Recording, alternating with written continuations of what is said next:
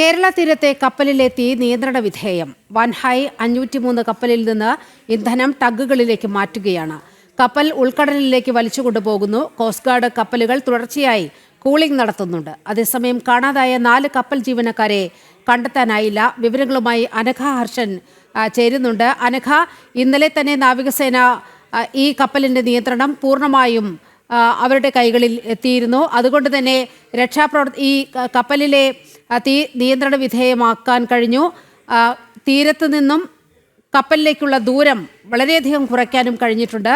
എന്താണ് ഇപ്പോൾ നടന്നുകൊണ്ടിരിക്കുന്ന പ്രക്രിയ? നീലിമ, ഏറ്റവും ഒടുവിൽ നമുക്ക് ലഭിക്കുന്ന വിവരം അനുസരിച്ച് അതായത് കപ്പലിലെ തീ പൂർണ്ണമായും അണയ്ക്കാൻ സാധിച്ചിട്ടുണ്ട് എന്നതാണ്.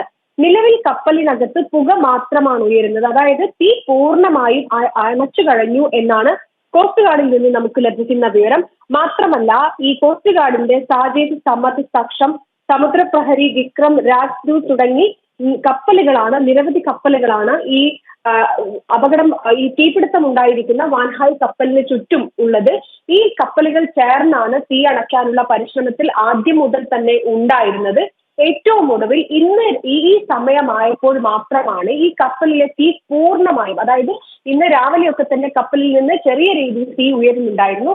അത് എല്ലാം തന്നെ പൂർണ്ണമായും കപ്പലിലെ തീ അണയ്ക്കാൻ സാധിച്ചത് ഇപ്പോൾ മാത്രമാണ്. മാത്രമല്ല, ഈ ഉദ്യോഗസ്ഥർ ഈ കപ്പലിനകത്ത് കയറുകയും ചെയ്തിട്ടുണ്ട്. കപ്പലിനകത്തേക്ക് കയറിയതിനു ശേഷമാണ് ഈ കപ്പലിൽ നിന്നുള്ള ഇന്ധനം മറ്റ് ടഗ്ഗുകളിലേക്ക് മാറ്റുന്ന പ്രവർത്തനം നടന്നിരിക്കുന്നത്.